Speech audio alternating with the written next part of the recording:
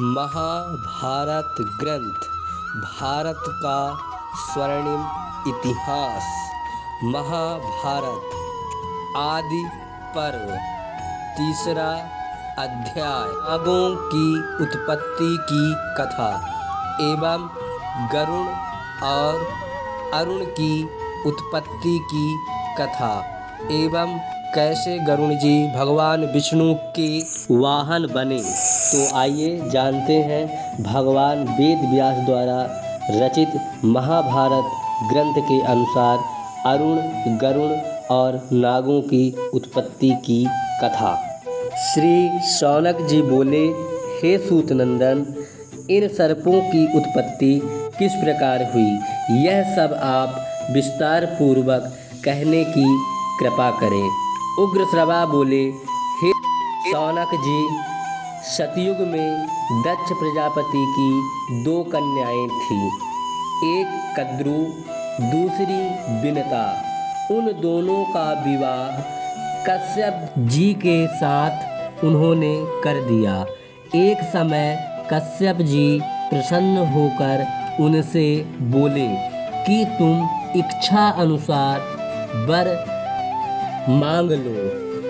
कद्रु ने कहा कि मुझे 1000 नागपुत्र दिए जावे तथा विनता ने महान बलवान तेजस्वी केवल 2 पुत्र मांगे।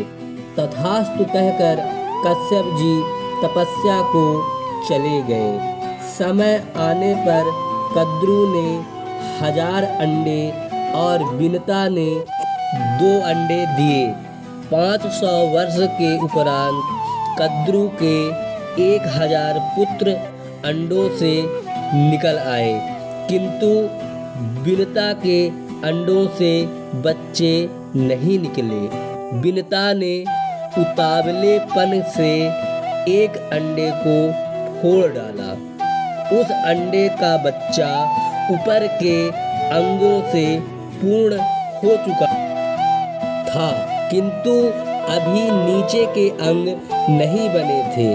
कच्चा अंडा फोड़ने पर उस बच्चे ने क्रोधित होकर श्राप दिया कि माता, तूने मेरे अंडे को कच्चा ही फोड़ डाला है, इसलिए 500 वर्ष तक तू अपनी सौतन की दासी बनकर रहेगी। इस दूसरे अंडे को 500 वर्ष तक मत तोड़ना, यह स्वयं समय आने पर टूट जाएगा और इससे एक बलवान पुत्र उत्पन्न होगा जो तुझे मेरे इस श्राप से मुक्त करेगा।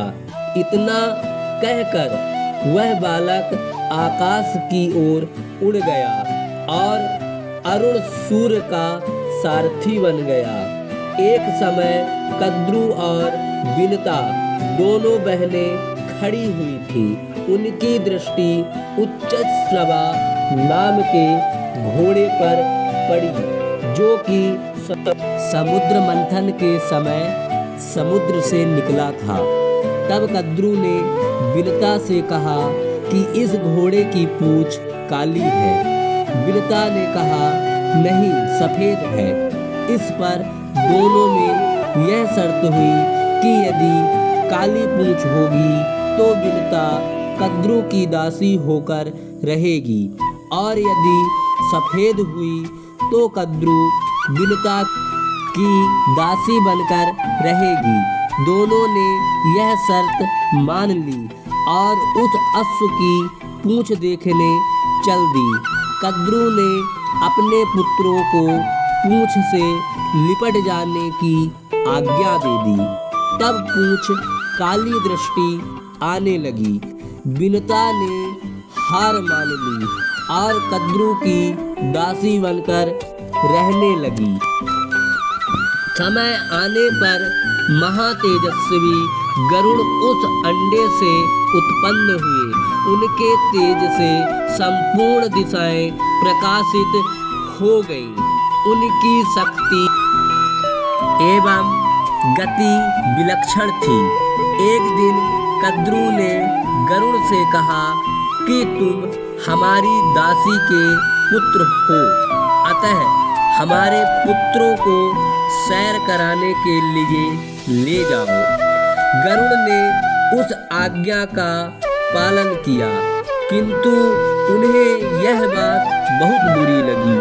एक दिन गरुड़ ने सर्पों से कहा कि तुम किस शर्त पर हमारी माता का दासत्व से मुक्त कर दोगे? तब सर्पों ने कहा, यदि तुम हमारे लिए अमृत ला दोगे तो हम तुम्हारी माता को दासत्व से मुक्त कर देंगे। प्रिय श्रोताओं,